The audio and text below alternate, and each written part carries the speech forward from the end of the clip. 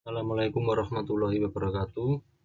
Perkenalkan, nama saya Fahmi Haikal Hariputra, nomor induk mahasiswa 2023053030. Di sini saya akan mempresentasikan tentang tugas saya yang berjudul Laporan Studi Kelayakan Bisnis Pabrik Basreng. Poin pertama yaitu latar belakang. Peluang bisnis makanan di Indonesia terbilang potensial karena makanan adalah kebutuhan pokok.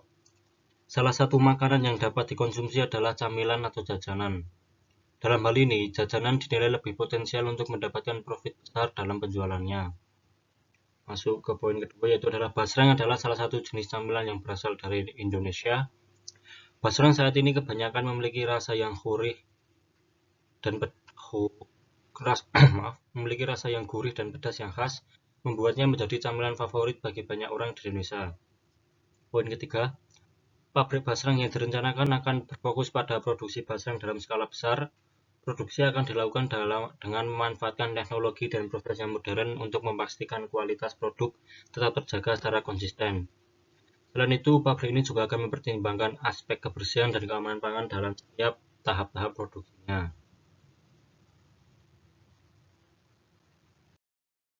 Masuk ke poin kedua yaitu aspek dan pemasaran. Yang pertama adalah gambaran umum prospek perusahaan. Poin ke-1, pasar lokal besar. Basreng menjadi camilan favorit di banyak daerah di Indonesia. Pasar lokal yang besar ini dapat memberikan peluang bisnis yang potensial untuk para produsen basreng, terutama bagi mereka yang mampu menghasilkan basreng dengan rasa, kualitas, dan variasi rasa yang menarik bagi konsumen. Poin kedua, konsumsi masyarakat yang terus meningkat.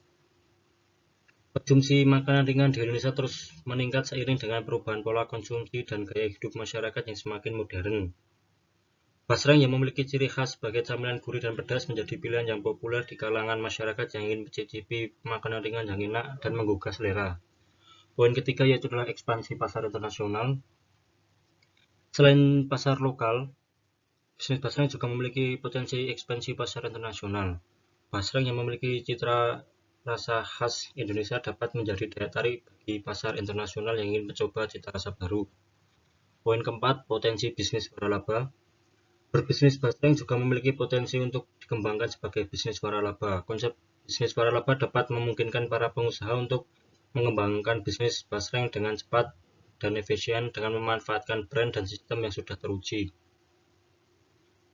Lalu pembahasan yang kedua itu adalah produk. Industri makanan ringan di Indonesia mengalami pertumbuhan yang signifikan seiring dengan perubahan gaya hidup masyarakat yang cenderung lebih sibuk dan mencari makanan yang praktis namun tetap lezat. Lalu poin ketiga, strategi pemasaran. Yang pertama, memanfaatkan media sosial.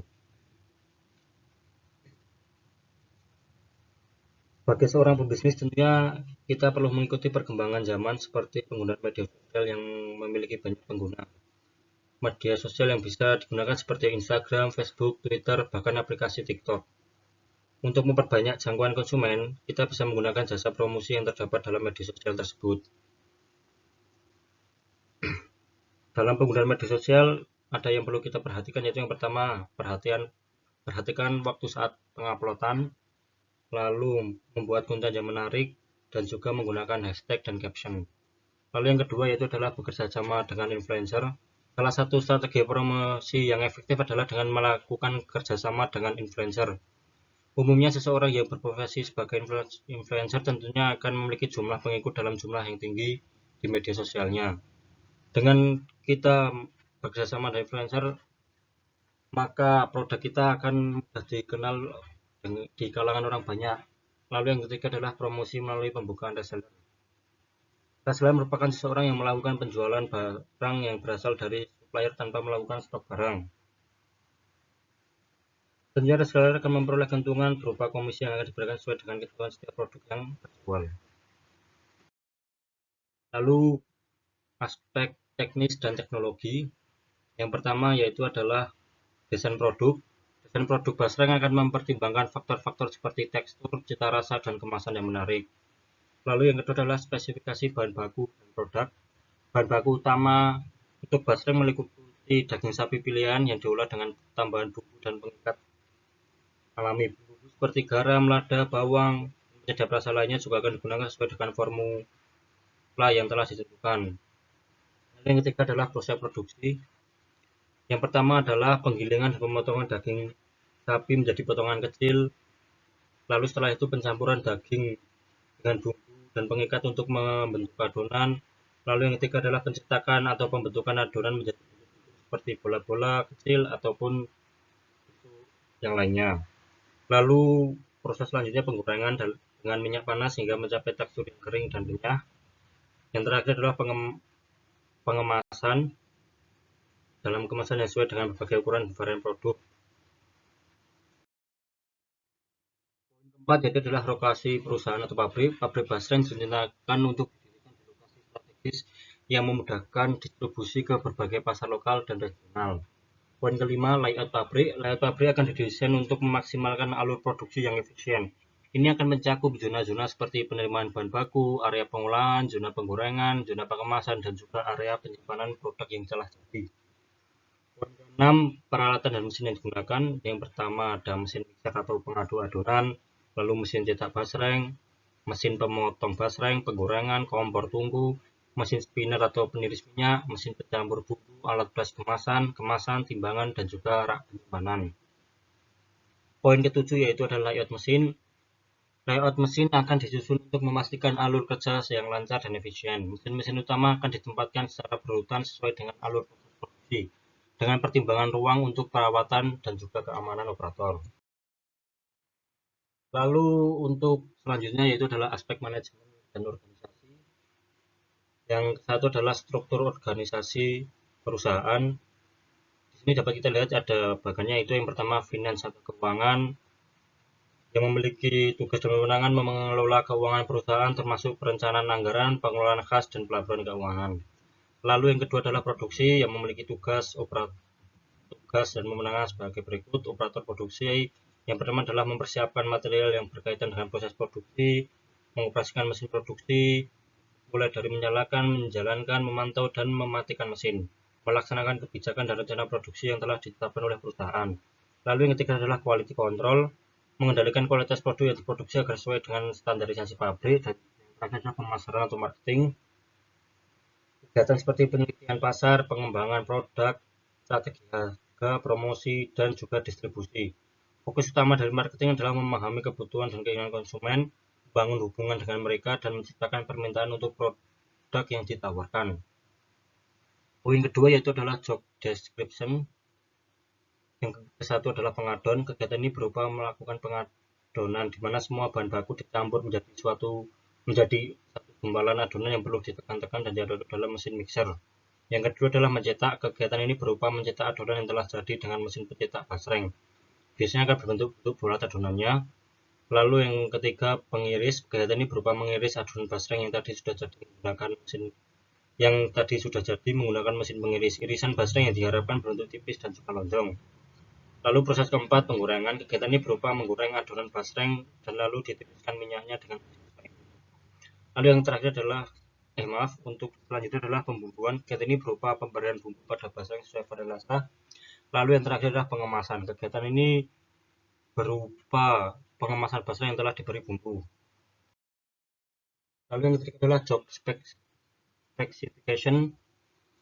Dapat dilihat yaitu adalah pengadon, pengiris, penggorengan, yaitu adalah memiliki job specification sebagai berikut, yaitu yang pertama taat aturan, higienis, rajin, dan jujur, memiliki tenaga yang kuat dan sehat jasmani, berjenis kelamin laki-laki, rentan usia 21-35 tahun, pendidikan sederajat.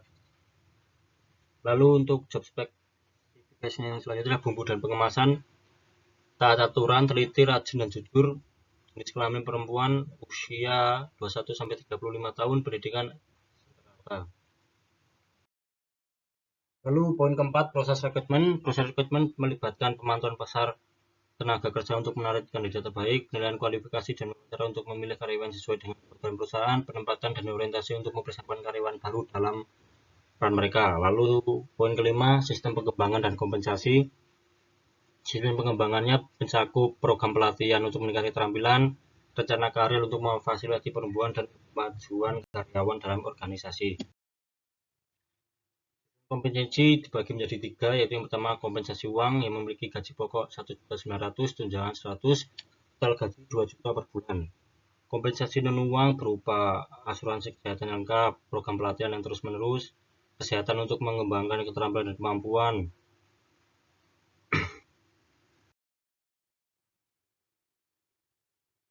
Lalu selanjutnya adalah aspek hukum dan legalitas. Yang pertama bentuk perusahaan. Bentuk perusahaan Basreng ini yang direncanakan akan mendirikan dalam bentuk Commandeer Finance Corp atau GP. Lalu yang kedua adalah prosedur perizinan. Yang pertama adalah pendirian CV, yaitu adalah mengurus pendirian CV melalui notaris dan pendaftaran di Badan Koordinasi Penamaan Modal atau BKPM. Lalu perizinan lokasi, memperoleh izin lokasi dari pemerintah daerah setempat termasuk penilaian dampak lingkungan. Lalu adalah perizinan operasional, mendapat izin operasional dari Badan POM atau pengawas obat dan makanan untuk memproduksi makanan serta izin industri dan instansi terkait. Lalu yang ketiga adalah lembaga yang terkait dengan perusahaan, yaitu adalah Badan Koordinasi Penamaan Modal BKPM, yaitu adalah menangani pendirian CV dan investasi asing. Badan POM, yaitu adalah pengawas obat dan makanan, bertanggung jawab atas izin produksi dan pengawasan mutu produk makanan. Lalu adalah Kementerian Perindustrian memberikan izin industri dan regulasi terkait industri makanan. Lalu yang terakhir adalah pemerintah daerah memberikan izin lokasi dan mendukung infrastruktur terkait. Masuk ke poin selanjutnya, aspek ekonomi dan keuangan. Poin pertama, perkiraan modal kerja dapat dilihat di slide. Bahan bakunya senilai 25 juta untuk pembelian bahan baku awal, biaya produksi 10 juta, biaya tenaga kerja 15 juta, biaya distribusi 5 juta, total modal awal 55 juta. Perkiraan biaya investasi, sewa tanah dan bangunan 20 juta per tahun, pembelian mesin dan peralatan senilai 45 juta, biaya perizinan dan izin operasional 3 juta, total biaya investasi 68 juta. Perkiraan harga pokok produksi, yang pertama adalah untuk biaya bahan baku yang meliputi sebagai berikut: seharga 5.000, biaya tenaga kerja 15 juta dibagi produksi per bulannya 4.000 kilo, yaitu adalah 3.750, biaya overhead pabrik 12 juta dibagi jumlah produksi 3.000, biaya distribusi 3.000, total perkiraan harga pokok produksi per kilo basreng yaitu senilai 14.750. Perkiraan laba rugi pendapatan harga jual per kilogram 40.000 per kilo, jumlah produksi bulanan 4.000 kilo. Total pendapatan yaitu adalah harga jual per kilo dikali jumlah produksi per bulan yaitu 160 juta. Untuk biaya operasional harga pokok produksinya yaitu tadi 14.750. Untuk menghitung total harga produksi, harga pokok produksi per kilo dikali jumlah produksi per bulan. 14.750 dikali 4.000 yaitu 59 juta. Untuk biaya lainnya, biaya overhead pabrik 12 juta, tenaga kerja 15 juta, distribusi 3.000 per kilonya dikali 4.000 kilo per bulan 12 juta, total biaya lainnya senilai 39 juta. Untuk perhitungan laba ruginya sendiri, perhitungan laba kotornya, total pendapatan dikurangi harga pokok produksi yaitu 160 juta dikurangi 59 juta senilai 101 juta. Perhitungan laba bersih 101 juta dikurangi total biaya lainnya 39 juta yaitu 62 juta.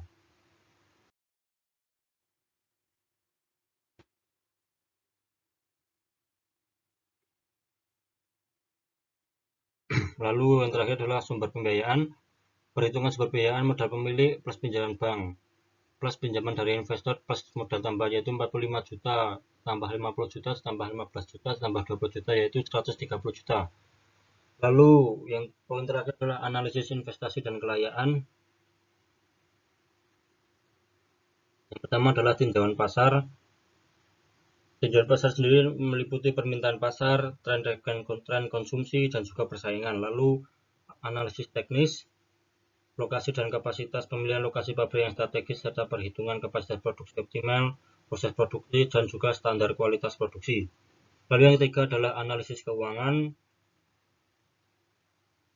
berupa investasi awal, biaya operasional, dan juga pendapatan. Lalu analisis ekonomi, berupa NPV, Net Present Value, IRR, Internal Rate of Return, dan juga payback periode. Dan yang terakhir adalah resiko dan mitigasi. Risiko produksi misalnya fluktuasi harga bahan baku atau gangguan dalam rantai pasokan, Risiko pasar, perubahan dalam permintaan konsumen atau persaingan yang meningkat, risiko keuangan, perubahan suku bunga atau inflasi yang dapat mempengaruhi biaya pinjaman atau harga, dan juga analisis sensitivitas variasi dalam parameter. Penggunaan berbagai skenario untuk melihat dampak perubahan harga, biaya produksi, atau volume penjualan terhadap kelayakan investasi.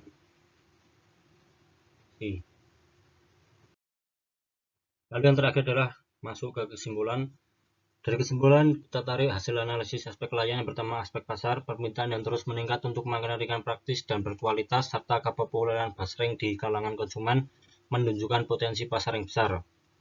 Lalu, kesimpulan yang kedua, aspek teknis dan teknologi, penggunaan peralatan modern dan teknologi dalam proses produksi dapat meningkatkan efisiensi dan kualitas produk.